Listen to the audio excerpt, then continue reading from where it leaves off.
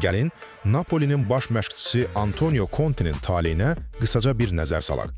İtaliyanın nəhəngində demək olar ki, vəziyyət partlamaq üzrədir və məşqçinin gələcəyi cəmi 3 oyundan asılıdır. Xüsusilə də bizim Qarabağlı olan maçdan. Birincisi, böhranın səbəbi. Hər şey Bolonyaya 0-2 hesablı o ağır məğlubiyyətlə başladı. Amma əsas məsələ bu deyil.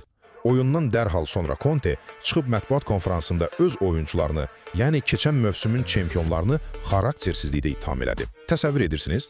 Bu artıq sadəcə bir tənqid deyil, komandada etimadın sarsıldığını göstərən çox ciddi bir siqnaldır. İkincisi, Conte'nin qəribə addımı.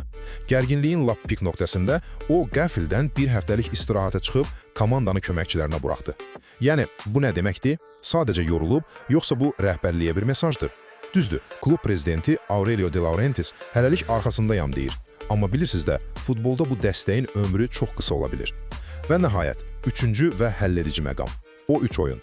Conte'nin Napolidəki taleyi indi A seriyasındakı Atalanta və Roma ilə oyunlardan və ən əsası, Çempionlar Liqasında Qarabağlı olan görüşdən asılıdır. Noyabrın 25-də Neapolda baş tutacaq o maç sadəcə xal mübarizəsi deyil, həm də Conte'nin öz postunu qorumaq üçün bəlkə də son imtahan olacaq.